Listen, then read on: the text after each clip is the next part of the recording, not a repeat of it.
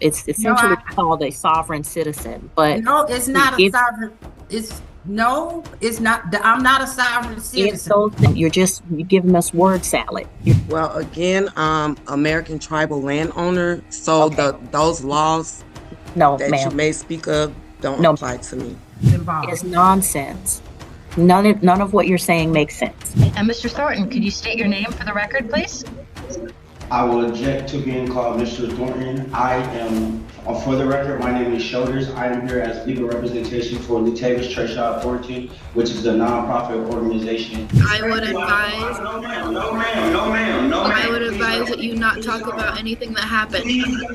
Please don't, ma'am. I appreciate that. I'm aware of why you're doing that, but I'm aware. Like I said, me and the judge, I told her something that I might say could come back to haunt me. I'm already aware of that. So thank you so much, Miss Melissa, but please do not intervene. But once again, back to you, Your Honor. From my understanding, I was assaulted, and I am Shoulders. Once again, there was no objection to the statement that I made about Mr. Thornton, about Latavis Trashad Thornton being a nonprofit organization. This case is Latanya Denise Turner versus Brian K. Widener, State of Georgia, Salah Holdings, Define Gresham, and Larry W. Johnson. All right, is there Ms. Turner, Latanya Denise Turner? Yes, I'm the attorney, in fact, on behalf of the principal, who is the resident agent. I have also already submitted forms appointing the judge over this matter to administrate on behalf of the principal. And I also submitted the rest of my entries on records. Now, with that being said, the Form 56 appointing judge. Ms. Turner, I gotta see you first. Okay. I'm trying to, there I go. Okay, there you are. All right, Okay. so Ms. Turner, very quickly. I've reviewed the information that you provided. First of all, you're suing with respect to a foreclosure, which is a situation that involves land and a determination of ownership with respect to land. That is not my jurisdiction. I'm in state court. State court does not have jurisdiction over determinations of land. We deal with dispossessories, which is a temporary situation with respect to land, the allowing someone to use your land in exchange for rent or your property in exchange for rent. But we do not deal with the whether a foreclosure is proper. So in this case, this court is going to have to transfer your case to the Superior Court of Clayton County, depending on whether this is Clayton County that's involved. And so I see you're suing the state of Georgia. Not sure how they're involved. Not sure how any of these parties are really have an interest in this case. But with respect to the jurisdiction with for foreclosures, that is not what I do. Okay. All right. Is there anyone else here on behalf of any of the other parties who either disagree with what I've said or who have anything that they would like to put on the record? So, Your Honor, this is Larry Johnson. I represent Brian Widener as well as myself. I just want to point out to the court, this was initially filed and I was not named. Okay. And after I filed an answer on behalf of Mr. Widener, the plaintiff just stuck my name and added it to it without a court order. And at that point in time, she needed a court order. So I'm not personally, I mean, I'm only in this case because I filed an answer for Mr. Widener. Name me too. So Ms. Turner, I know you have a set of beliefs about how the law works, but the way we do it here is just because somebody files on behalf of another person, everybody's entitled to have an attorney represent them. And so you can't then sue the attorney for giving them a defense. So everybody who comes into the case doesn't get sued individually. Like there are people who are responsible allegedly for what you are contending happened, but then there are other people who they choose to hire to help them navigate the case. For the people who are navigating the case and for the judges who are dealing with the case, you don't get to sue them because they don't have an interest in at that level. They're just trying to help the other person navigate the case, okay? Could I get finished recording my interest on record? No, ma'am. You've done that. You're the plaintiff. Okay. Well, Judge, I would like to record my interest on record. I'm not sure what that means, ma'am. I'm the attorney of fact on behalf of the principal, who is the registered agent. I already Okay. submitted the Form 56 upon you over the matter to Okay, administration I on don't- behalf of our principal. Ms. Turner, nobody gets to appoint me over the case. I'm already appointed to whatever's assigned to me through the clerk's office.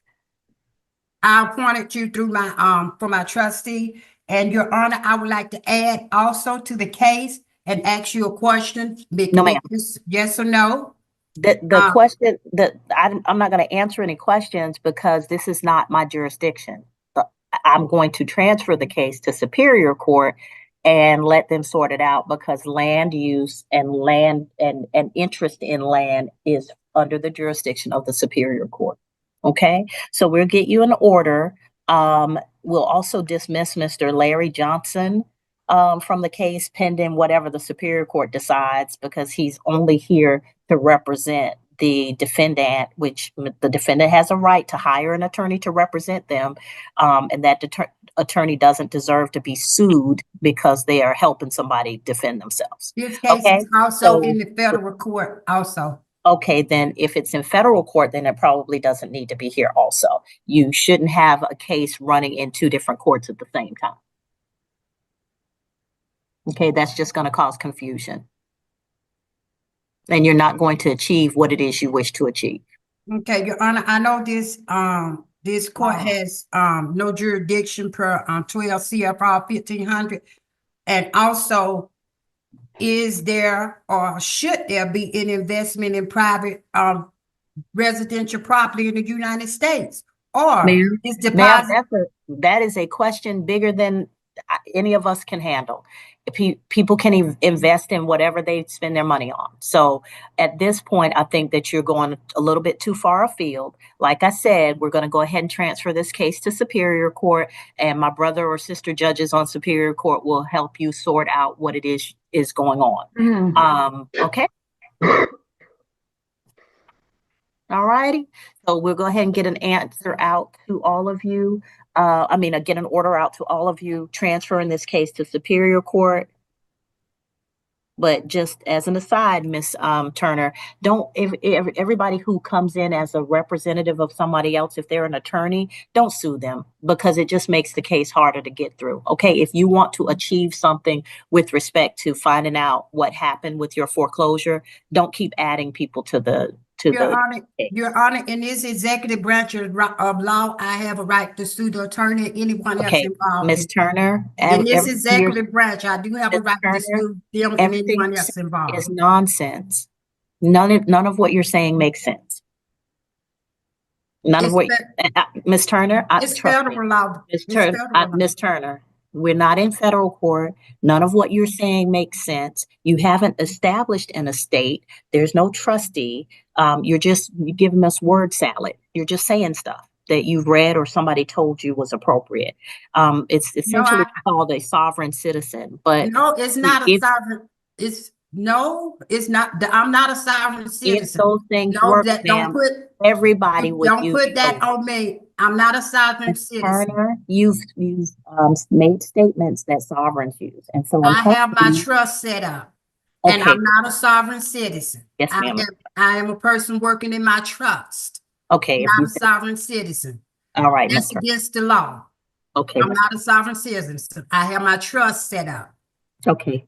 In a way that it's working for me, and I have it set up. Okay. And that's what I'm working on, my trust. All right. So Miss Ebony Milner is present. Also the Mr. Brown, who's on here on behalf of Federal National Mortgage Association. Mr. Brown, Miss Milner, is my understanding that this was heard in magistrate court, and this is a request for appeal. Is that correct? Yes, Your Honor. This is a petition for review from a dispossessory judgment. She was a tenant at sufferance post foreclosure. Okay. All right. So Ms. Milner, tell me what's going on. Judge, well, this is a case of land rights, tribal law, and treaties. No, ma'am. No, And I would just like to I say have that no, I'm a tribal no, member, ma'am. part of the Cash Box Trust No, Tribe, no, ma'am. governments, No, ma'am. We're not doing that. and American Um, Indian landowner. No, ma'am. So we're not doing all that. So this is a simple eviction. So you can tell me how much was owed, how much you paid, whether there's anything to that allowed you to stay in the property, or whether there's money owed to you. I don't do the whole trust, tribe, all of that, because that's not what we Well, deal with that's here. what this is in regards to. Well, then, ma'am, that's not what we're doing here.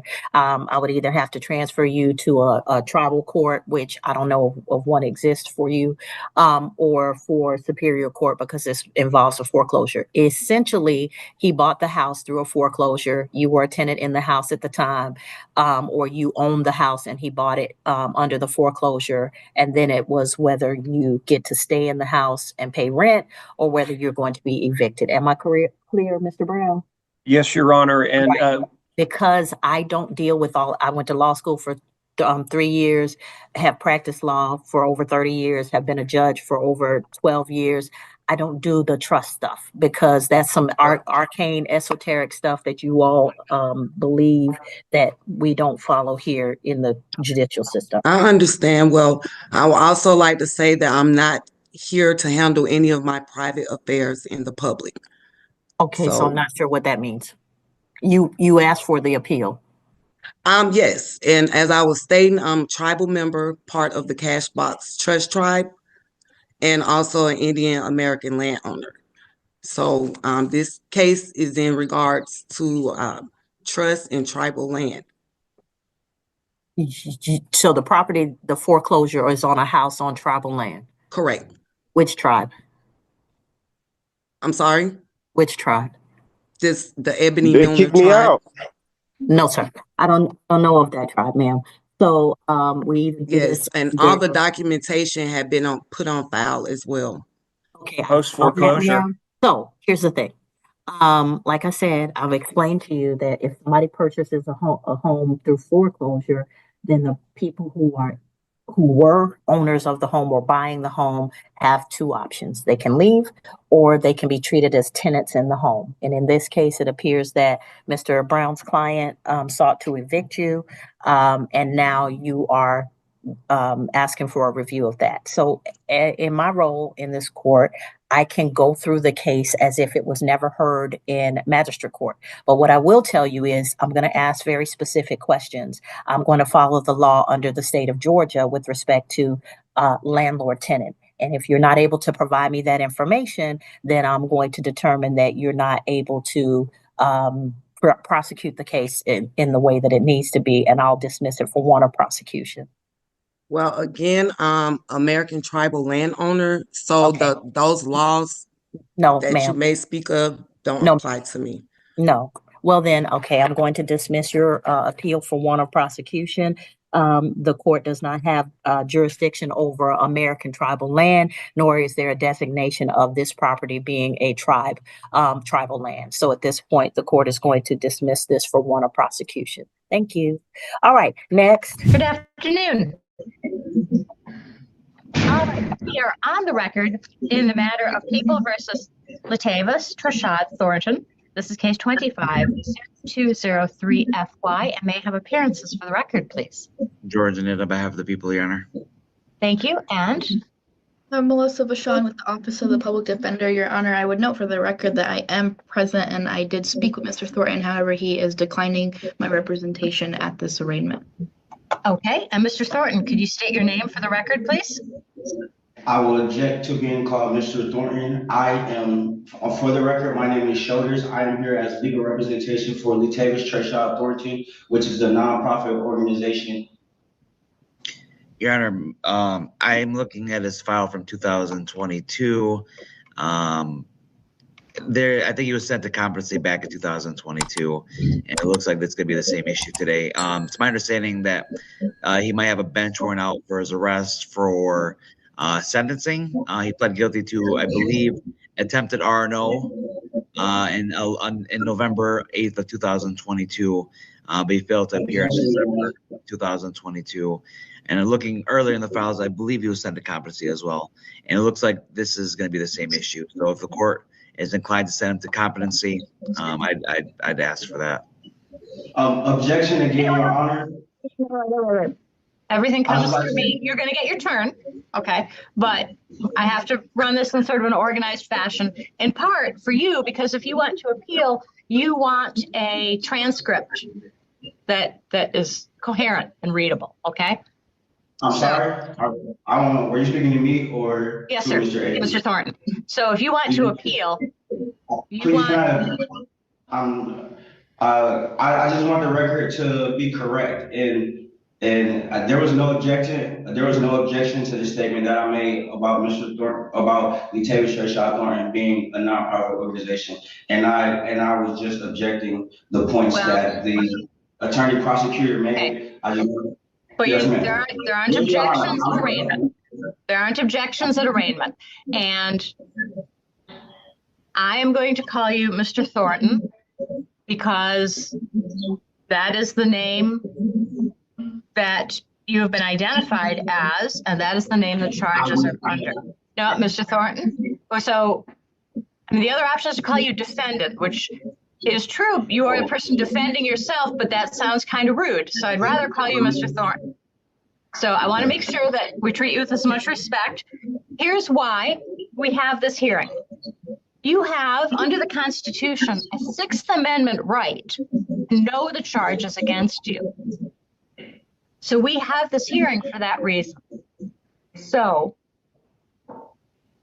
I want to make sure that you get all of your rights and know everything that is available to know about this case right now so you can defend yourself. That's the whole purpose today. To give you the information you need so you can defend yourself with or without counsel as you wish, okay? We're going to do 5 things this afternoon. First, I'm going to read the charges against you, including the maximum possible penalties, because you have a right to know them. Second, we're going to talk more about your rights. Then, I'm going to enter a not guilty plea on your behalf. I'll give you the opportunity. Well, no, sir. So just a minute. Okay, so you're going to have the opportunity. You can stand mute or plead not guilty. We'll come to that in a minute, okay? So that's the third thing we're going to do.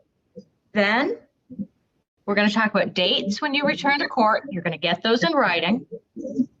Lastly, we're going to talk about bond or bail. Okay, so can I please? Because here's the thing: I don't want to be disrespectful to you. Right, absolutely. I know it feels disrespectful, but here's why. Here's my concern. I don't want you to say anything that could come back to haunt you later. So that's why, and this is true of every arraignment I do, I tell people right at the beginning, if you try to speak, I'm going to shut you down. And it's not to be disrespectful, and it's not because the case has already been decided. It's to protect your innocence and your interest going forward. So for that reason, I'm going to do most of the talking here. That's fine, Your Honor. I'm fine with you doing most of it. But please, to protect my free speech, could you please not mute me? I have no intentions of disrespecting your courtroom. If I speak out of turn, could you just simply let me know? And I am aware that I am innocent until proven guilty, and that something I say could, like you said, come back and haunt me. I'm well aware of that for Latavis Trashad Thornton. However, I do still need to express correctly, and if I'm capable of settling this matter now, why can't we do that? I have more than just the Sixth Amendment right. I have a plethora of rights that are granted to me from God, the Human Declaration, from the Constitution, and so forth. There's a plethora of rights that have been granted onto me. So I don't just want to rely on the few far in between. I would like to rely on all my rights and abilities and if possible, take care of all these matters in the most dignified and respectful way to keep the court's dignity and my dignity as a man. And furthermore, as a preservation of my innocence, I would like, until proven guilty, I believe that is pertinent that the innocent factor be imminent here. Absolutely. So here's what I'm going to tell you. And I tell this to everyone at this stage. The most important thing I can tell you this afternoon is that you are innocent. You are innocent unless you remain innocent unless at some point you plead guilty or are found guilty beyond a reasonable doubt at trial. And I say unless for a reason, because it's different than until. Until means something's going to happen sooner or later, right? We'll be here until Saturday. Saturday is going to happen. Unless means we don't know what's going to happen. And in your case, we don't know what's going to happen. You haven't seen the evidence. Okay, I'm going to keep going through this and then I'll acknowledge you in just a minute. You haven't seen the evidence. Okay. No attorney has seen the evidence. The court hasn't seen the evidence. So you remain innocent unless you plead guilty or are found guilty beyond a reasonable doubt at trial. And now I'm going to read the charges against you because you have a right to know them. Okay, you can't really defend yourself unless you know what you're accused of. Maybe you remember being a little kid and going to the principal's office and not knowing what you might be in trouble for. No? Okay. Well, you were probably a better little kid than I was. But I'm going to read the charges against you. It's going to take some time reading all the way through them. Before you get to reading, can I make one statement, please? Well, Your Honor? You can, but let me read through these first, okay? Let me read through these first because I want to make sure I cover everything. The other thing is judges use scripts. And the reason we use scripts is to make sure everyone gets all of the information and to make sure we treat everyone the same. I'm aware of that, Your Honor. And that is why I feel it necessary for me to make certain things known for Latavis Trashad Thornton, for that the script so we can stay in honor. Once again, I have no intentions on dishonoring the courts. I'm even here to surrender all of the interests of Latavis Trashad Thornton to the courts. I have those full intentions. And so that you guys can be safe from all liability of Latavis Trashad Thornton as his representation. That is the only reason why I speak in the way of please refrain from calling me Mr. Thornton and certain things, because it's pertinent for you guys to know I've already been treated as the surety. I am not the surety.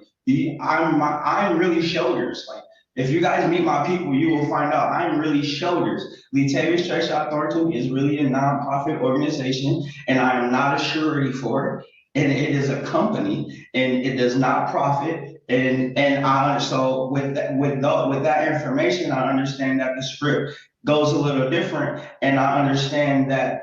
I have the right to let it be known that I'm not the surety and nobody has, I'm sorry. And okay. All right. Yes, So ma'am. here's Your Honor. here's the thing. That's okay. That's not an issue. So here's the thing. I don't know if you remember when a guy named Mitt Romney was running for president some time ago. And he said, and he really upset people with this. He said, corporations are people, my friend. And a lot of people made fun of him, but corporations are people. So that LLC would be a person in the eyes of the law, but a person does not become an LLC. But regardless, we're going to read these charges because you have a right to know them. So in count 1, you are accused of police officer assaulting, resisting, and obstructing. And the specific allegation is that on or about March 9th, 2025, at Carey Street and Lake Lansing Road in the city of Lansing, zip code 48912, you did assault, batter, wound, resist, obstruct, oppose, or endanger Kayla Bevere, a police officer with the East Lansing Police Department, that the defendant knew or had reason to know was performing his or her duties, contrary to Michigan law MCL 750.81D1. This is a felony punishable by up to 2 years in prison and or $2,000 in fines. A consecutive sentence may be imposed under MCL 750.506A if the assault was committed in a place of confinement, or under MCL 750.81D6 for another violation arising from the same transaction. In count 2, you are accused of assaulting, resisting, or obstructing a police officer, again, on or about March 9th, 2025 at Cary Street and Lake Lansing in the city of Lansing, zip code 48912. Specific allegation is that you did assault, batter, wound, resist, obstruct, oppose, or endanger Chris Shattuck, a police officer with the East Lansing Police Department that the defendant knew or had reason to know was performing his or her duties contrary to Michigan law MCL 750.81D1. This is, again, a felony, punishable by up to 2 years in prison and or $2,000 in fines.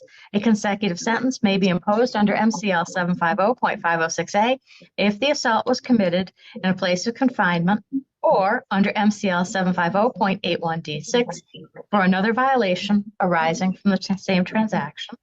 Lastly, in count 3, you are accused of, again, assaulting, resisting, or obstructing a police officer. And the specific allegation is that on or about March 9, 2025, at Cary Street and Lake Lansing Road in the city of Lansing, zip code 48912, you did assault, batter, wound, resist, obstruct, oppose, or endanger Colin Lemire, a police officer with the East Lansing Police Department, that you knew or had reason to know was performing his or her duties contrary to MCL 750.81D1. This is, again, a felony, punishable by up to 2 years in prison and or $2,000 in fines. A consecutive sentence may be imposed under MCL 750.506A if the assault was committed in a place of confinement, or under MCL 750.81D6 for another violation arising from the same transaction. And this is alleged against the peace and dignity of the people of the state of Michigan. Now we're going to talk about your rights. You have the right to an attorney, and today Attorney Vachon is standing by. If you can't afford an attorney, the court will provide one for you, and we have superb public defenders in this court. That said, you can hire any attorney you wish. You would have to pay them, but you could choose whomever you wish. Now, there is an option for you to represent yourself, and we'll talk about that more at a future court hearing, okay? You have the right, as this case goes forward, to have these charges heard at a trial. And at that trial, the prosecutor would have to bring evidence against you. You could question that evidence, and you could question any witnesses the prosecutor called. You could call your own witnesses, and if they didn't want to appear, the court could issue a subpoena, and the court could make them appear. At a trial, you could testify on your own behalf, or you could remain silent. And if you remain silent, no one could use that silence against you. At a trial, you could bring any evidence you wished, or you could just sit there, because it's the prosecutor's job to prove guilt beyond a reasonable doubt. And perhaps most importantly, and you know this one, this is your Fifth Amendment to the Constitution, you have a right against self-incrimination. And that means no one can do anything that forces you or tricks you into making yourself guilty. Now, how do you wish to plead?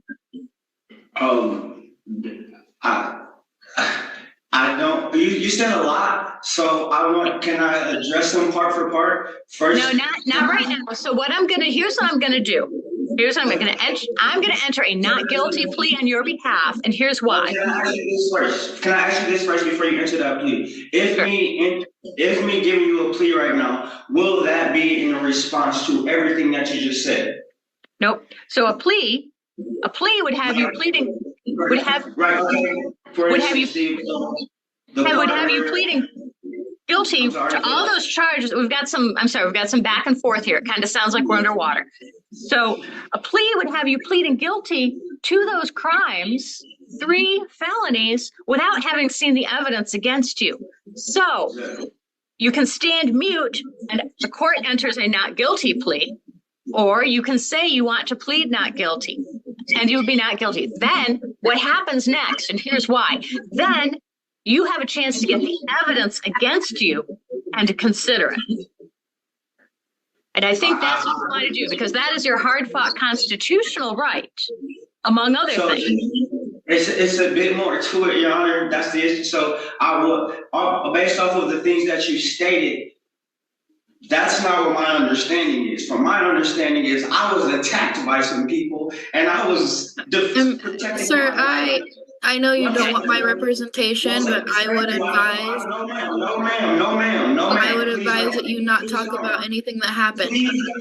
Please don't, ma'am. I appreciate that. I'm aware of where you're going at, but I'm aware. Like I said, me and the judge, I told her something that I might say could come back to haunt me. I'm already aware of that. So thank you so much, Miss Melissa, but please do not intervene.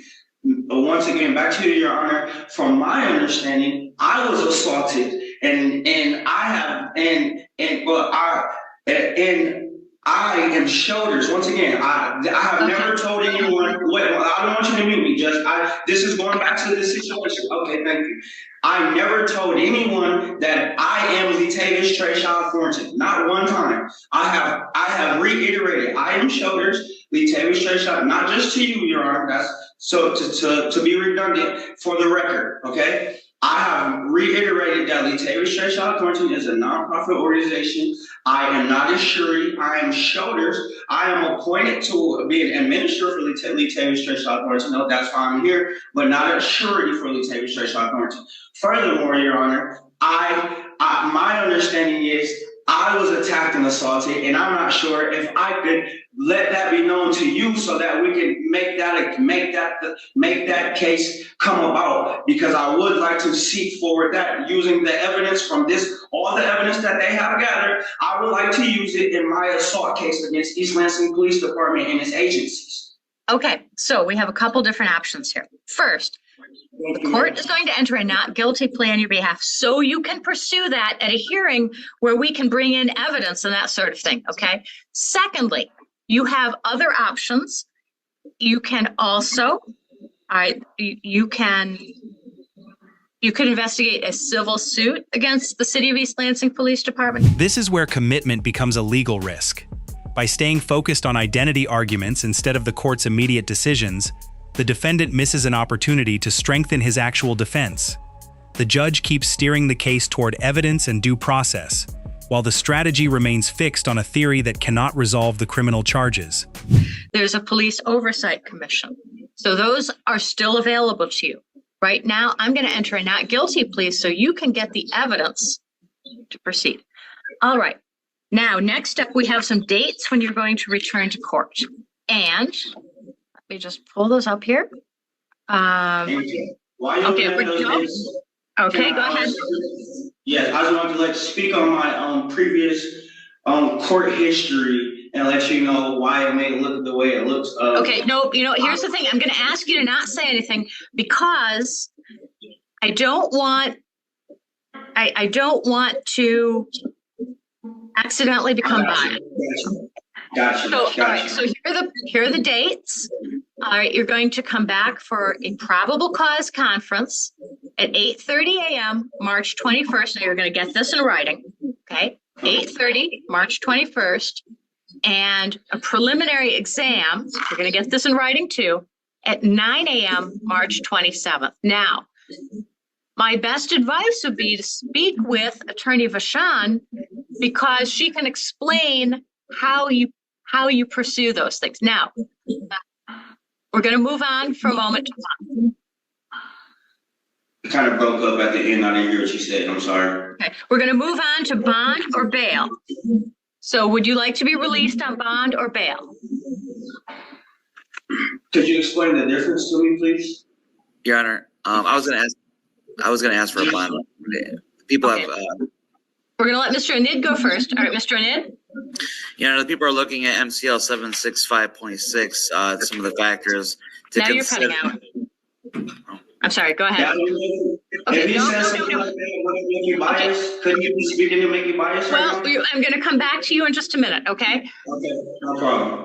All right, Mr. Nid, I'm sorry, you were cutting out, but please. Your Honor, the people are looking at some of the factors to consider bond. The people are asking for at least a $25,000 cash surety and GPS tether if he does post bond. We're looking at the seriousness of the offense charge, the protection of the public, the previous criminal record, and the dangers of the person accused, the probability or improbability of the person accused appearing at trial of the cause. All those factors are not in favor of the defendant, Your Honor. He failed to appear for sentencing in, I believe, circuit court. And again, Your Honor, if the court has updated lien, if you can see if he has a warrant from a couple years back, that's for pleading for attempted resisting and obstructing, is what my note indicates. Protection of the public, Your Honor. This case involves assault on officers. I think one officer got punched in the face. The previous criminal record, he has 4 criminal histories from 4 different states, Your Honor, pending from. Okay, no, he's gonna get, and then I'll hear from you, okay? And his probably. Your Honor, lastly, he failed to appear for several years on sentencing. He's not going to appear for this case if he gets released. I just asked for a high bond and a GPS tether if he posts that bond. There's a lot of risk to the public in this case, and he obviously he has ties to Indiana, Kentucky, Georgia, and one other state, Your Honor. This is a problem. Okay. Thank you. Okay, now. Before we get to bond, okay, I'm going to give you a chance, but here's the thing. Because there are certain key words, because there are specific things attorneys ask for, do you want Attorney Trashad to address this on your behalf? Because she's really good at this. I will tell you, she's really good at this. Can I say some things to Attorney Trashad before I make that determination? Right. Yes, Your Honor. Could we take a brief recess and I could have a breakout room? Okay, so you're going to be in a breakout room with just Attorney Trashad, then we're going to come back. Nobody's going anywhere until after you've had a chance to come back, okay? One moment, please. We'll put you in a breakout room. Thank you. Thank you.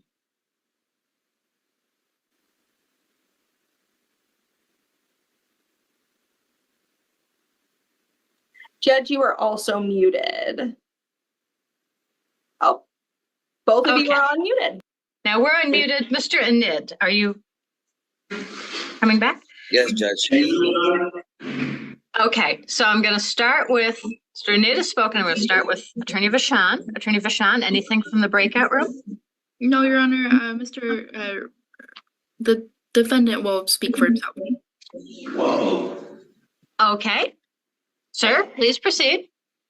Okay, Your Honor, thank you. Mr. Thornton is not a flight risk for, he has multiple properties in the Michigan and the Lansing area that keeps him here. Also, he has a lot of things he do here. He's a coach for 4th grade, 5th grade, 6th grade basketball teams, and they play year round. He's also a mentor to young children and to people who have had traumatic situations. They call on a daily. He's a counselor to the community and to the public. Furthermore, he's not a danger to the community or based off of his innocence, and he's not a threat to anyone in the society. He is actually beneficial to Mr. Thornton is actually a beneficial role in the community, and kids and multiple different areas of people, they look up to Mr. Thornton, and they will attest to his character as an upstanding, nonviolent, peaceful individual who brings smiles and love to the community. And he, once again, may I reiterate, is not a flight risk. Yes, he has ties to other places, but those ties are not as pertinent as to the ties of where he originally was born and reside and has grown as a part of this community and in a very effective way. Hey, thank you. That's very well said. Sounds like Mr. Thornton really has a lot of good qualities. Okay, so I am looking at the file, and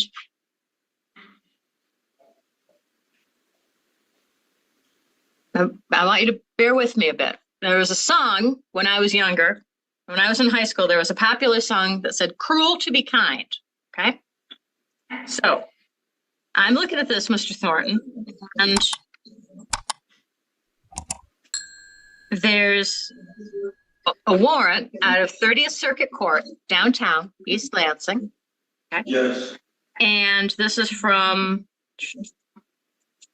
2022. And it's a statewide pickup, no bond with extradition. So here's what I'm going to do. I'm going to set I'm going to come back to that in just a minute. I'm going to set a money bond of $10,000 because all of the days that you don't post that bond, you will get credit for the time. If I gave you a cash bond, what would happen is Ingham County would pick you up on this old warrant and hold you until that case was resolved. By setting a cash bond on this, you get credit for the days you're in. Then, when that's resolved or close to being resolved, I will reconsider the bond amount. We call that making a bond motion, and I'll entertain that. But right now, this is cruel to be kind, okay? I know it's not what you want, but having been around the law long enough, this means they're going to keep you in custody for some time. So I want to be sure that you get something for it. Now, I'm going to put some other conditions on the bond for when you're able to bond out. And you're going to get these in writing, but I need to read them to you, and they need to be part of this record. So if you want to appeal, it's all here for you so they can evaluate whether I did this right or not. So number one, if you post bond, you may not leave the state of Michigan without prior permission from this court. Number two, you are presumed innocent, but the court says we have to tell you this right now. You may not commit any crime while released. Doesn't mean I think you're going to, but you have a right to know that. Number three, you must immediately notify this court in writing of any change of address or telephone number. Then you must not use alcohol, recreational marijuana, or any illegal controlled substance.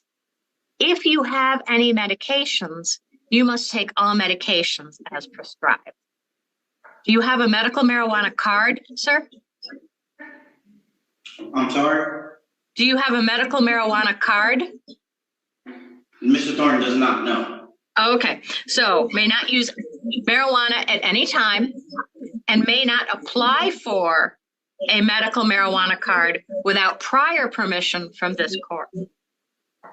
May not possess or purchase a firearm or other dangerous weapon. May not use any object as a weapon. May not engage in any harassing, violent, threatening, or stalking behavior toward anyone. May not have any contact with Kayla Bevere, Chris Shattuck, or Colin Lemire. Can't use have anyone else contact them.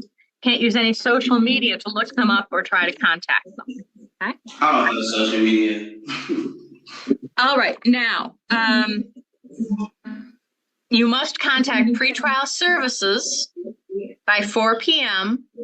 on the day you're released from custody. All right, anything further, Attorney Vachon? No, Your Honor. Okay, anything further, Attorney Annette? Yeah, so I must have misheard. Was there a dollar amount to the cash bond? 10,000. 10,000 cash charity? Yes, sir. Thank you. And then lastly, was the GPS ordered if he was released? If not, That's not necessary. No, I have okay. children. Just a minute. All right. I'm just going to answer his question. No, I'm looking at the circuit court bond, which, no, it was not. Okay. Now, sir, what would you like to say? First and foremost, how much you said that for each day that the bond isn't posted, there would be a credit amount. I just want to throw this out there for Latavis Thornton. Once again, he accepts that offer for the credit amount to be $1,000 a day, and furthermore, he accepts other offers from the prosecuting attorney's office if they are willing to go day by day with Mr. Thornton, if he's incarcerated. Well, that's good to know, but that's not on the table just yet, okay? And so what happens is you get credit for time in this case with that bond amount. Otherwise, if I were to give you what's called a PR bond to say you can go, then you wouldn't get any credit for this time while you're waiting for that old case to be resolved. So Okay, so you're going to receive all of this in writing, and we will see you back 8:30 a.m., March 21st, okay? And you want to discuss with Attorney Vachon what a probable cause conference, well, or Attorney Foreman. Your Honor, Yes, ma'am. there was no application for public defender submitted. So at this time, there will be no counsel with him. Now, if Mr. Thornton changes his mind at any point, he can always apply for the public defender's office. But at this point, I'm unable to submit an application for an attorney. Okay, well, I would just ask you to consider, here's the thing, you can apply for it and turn it down later. But if you don't apply, it can stretch things out a lot longer, and you don't want that. Just worth considering. You make your own decision. You certainly have every right to make your own decision, but I would just, if my beloved baby nephew, who's not a baby, he's about your age, we're in this situation, that's what I'd suggest to him, okay? All right, that is all for this record. Thank you. Across these hearings, the common thread is not disagreement with the courts. It's a misunderstanding of what courts are designed to decide. In Michigan, the defendant repeatedly tried to separate himself from the legal identity connected to the charges. In Georgia, one litigant relied on trust documents and appointment theories, while another argued that tribal status placed the dispute outside state law. Different arguments, but they all reached the same obstacle. A courtroom can only rule on legally recognized claims supported by the procedures that govern that court. Another pattern is that each judge repeatedly redirected attention toward practical legal choices. They explained rights, jurisdiction, representation, available evidence, and the next procedural step. Those moments mattered because they were opportunities to improve each person's legal position. When those opportunities were replaced with arguments the court could not act upon, the proceedings continued without resolving the concerns the speakers wanted addressed. These hearings also show that legal consequences are often shaped long before a final verdict. Bond decisions, transfers to another court, dismissal of claims, and scheduling future hearings all influence what happens next. Procedure is not a technical detail. It determines whether a claim moves forward, whether evidence is considered, and whether a person's legal rights can be exercised effectively. Whether the issue is criminal charges or a property dispute, the lesson is remarkably consistent. Courts respond to evidence, jurisdiction, and recognized legal standards, not to how strongly someone believes a particular theory. Once that gap appears, every additional step becomes harder to recover from. And that's often where the real outcome of a case begins to take shape, long before the final decision is ever announced.